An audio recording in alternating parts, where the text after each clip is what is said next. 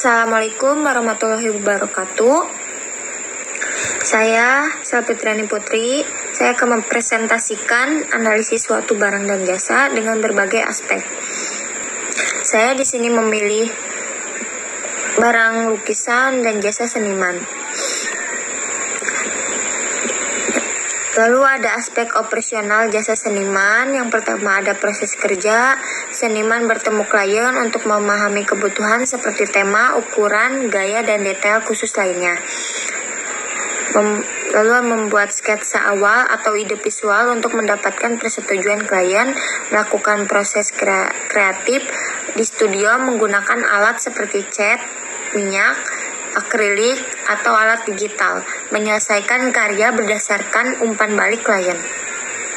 Yang kedua ada waktu operasional, yaitu fleksibel tergantung kompleksitas proyek, biasanya 1 minggu hingga beberapa bulan.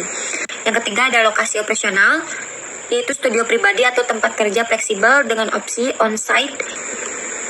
Lalu ada aspek sumber daya manusia jasa seniman.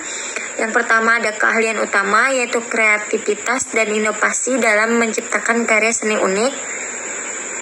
Yang kedua, keterampilan teknik melukis, menggambar, atau seni digital.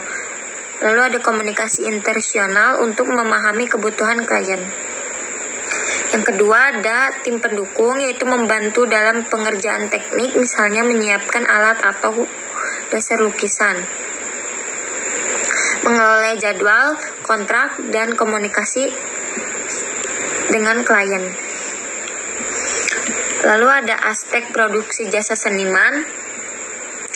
Yang pertama ada skala jasa, custom ART, satu karya khusus per klien. Yang kedua ada workshop seni atau pelatihan kelompok. Yang ketiga ada konsultasi seni untuk dekorasi, interior, atau branding visual. Yang kedua ada kualitas layanan, fokus pada kepuasan klien melalui hasil yang sesuai harapan. Lalu ada aspek keuangan jasa seniman. Yang pertama ada pendapatan, tarif jasa berdasarkan kompleksitas dan waktu pengerjaan, pendapatan tambahan dari workshop atau konsultasi. Yang kedua ada pengeluaran, yaitu biaya alat kerja seperti cat, kanvas, kuas, dan biaya transportasi atau operasional studio, promosi dan pemasaran melalui sosial media, dan website. Yang ketiga ada keuntungan. Tarif jasa biasanya memiliki margin keuntungan tinggi karena jasa seni adalah produk premium. Lalu ada aspek pemasaran jasa seniman. Yang pertama ada promosi jasa, menggunakan media sosial seperti Instagram dan TikTok untuk memamerkan karya, membangun website pribadi sebagai portfolio online. Lalu ada kolaborasi dengan galeri seni atau agensi kreatif. Yang kedua ada target pasar, yaitu kolektor seni, perusahaan, restoran, atau individu yang ingin karya seni custom. Yang ketiga ada strategi pemasaran, ada paket jasa, lukisan custom, mural, konsultasi. Yang kedua ada penawaran eksklusif seperti layanan cepat atau karya edisi khusus. Lalu ada aspek operasional barang lukisan. Yang pertama ada proses produksi. Lukisan dibuat menggunakan bahan berkualitas seperti kanvas, beragam ukuran sesuai kebutuhan pasar.